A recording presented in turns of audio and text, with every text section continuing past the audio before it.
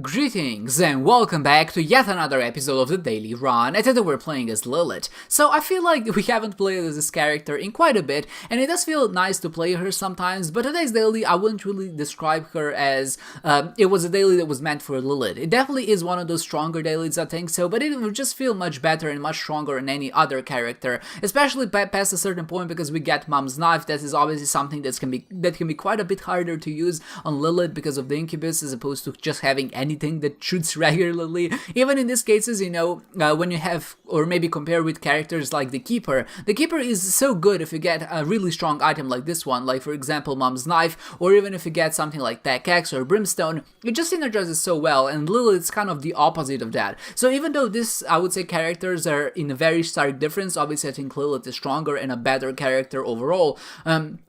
Keeper, even a character like the Keeper, still has some advantages to Lilith, which I think is an interesting, at least, thing to think about, because I think it does balance them out a little bit better. But one thing that did bother me on this run wasn't necessarily the items that we got, but it was the combination of items, or I would say the color of the knife, because we had the lump of coal, we also picked up Mom's Knife later, like I said, and then of course the knife was black, and I couldn't see it on actually the ground when we were trying to fight bosses in Boss Rush. First of all, it's very annoying to kind of keep track of your Incubus already, because you kind of have to keep it in your peripheral vision at all times. But when you have champion enemy bosses and there's a lot of things on the screen, you kind of have to think about what's going in your direction. Sometimes there are spiders flying at you from across the room. And when you're in a dark room with a dark weapon, which you really can't see unless you focus on it, it can become quite difficult to juggle all of those things together. And when you get past a certain point, I feel like it just becomes an exercise in frustration, because you are gonna get hit, because there will be a random shot from across the floor or across the room that you really weren't even able to see. And maybe sometimes you'll try to aim at an enemy and you'll miss them by like an inch, or maybe like by a half a centimeter.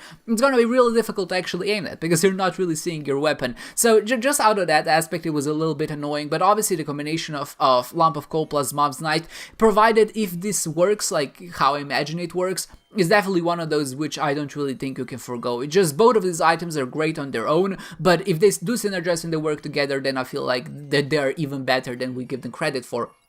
Now, some people, I think, found Brimstone in this run, which makes it obviously a lot easier, because not only do you have infinite range, but also because it does synergize so well with Incubus. I wouldn't say synergize as well, but it definitely synergizes better with Incubus as opposed, for example, than Mom's Knife. And that is because you can kind of linger your shots, and it's still relatively easy to be accurate with it, but also it illuminates the whole screen. So in this particular case, it would have been better because we were in a dark room, and having a source of lighting, like for example Brimstone, would have definitely made it a bit easier. I think we would take less damage overall. Now, I know a lot of people maybe might get discouraged when they get hit a couple of times, maybe they quit, or maybe they just start playing sloppily, but really one thing you have to realize is that everybody has the same run, which means that everybody has to go through the same tribulations, through the same issues, and if it was annoying for me, I imagine it was annoying for other people too. So I kind of keep that in mind as I'm going through the run, and I try not to punish myself too much mentally for it. Sure, we took a damage, you kind of have to shake it off and just keep continuing, and just really give it your all, because you have to expect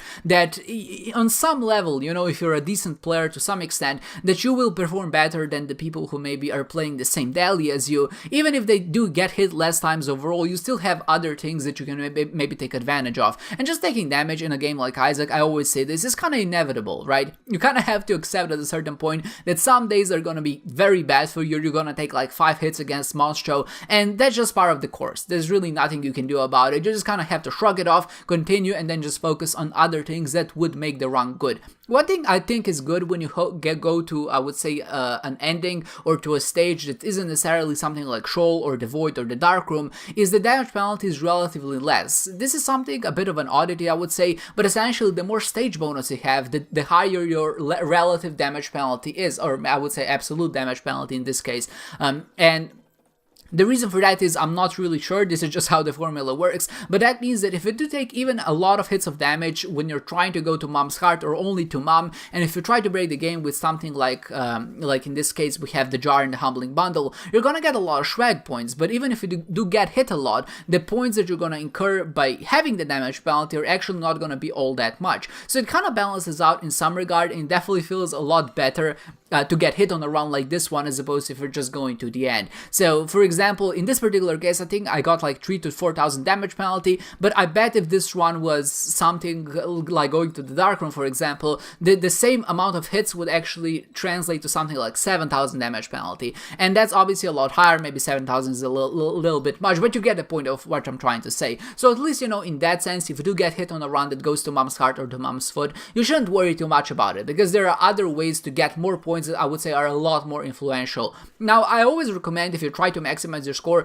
just try to take less damage, and this is, I would say, something that also kind of tilts me, because I know the damage penalty is gonna be usually the difference between me getting something like the 10th spot or maybe the 100th spot. Just because at that point, when you get past a certain, I would say, rank or threshold, there's a lot of people who will know how the game works, who will break the game if there's an opportunity to break it. So really, the only way you can get ahead of the competition is just to take not that much damage. It's just, I would say, play a little bit safer and a little bit smarter. So I know that every time I take damage, I kind of reduce my rank overall a little bit, but luckily in this case it wasn't that big of a problem. I do like talking about damage, but I feel like at this point it has been a little bit enough. What I do like about this run as well is that it kind of had everything we needed. We had, I would say, a lot of the familiars to just kind of clear the rooms. For example, Blue Baby's lost friend, the fly that you can kind of fly around, is very good against enemies, especially small ones, which kind of split apart. And Mom's Knife is great against bosses, so I would just say it had both of those components really well adjusted together, so I never felt like I was in any danger. And because I had Humbling Bundle and of course the jar, I was able to kind of duplicate hearts.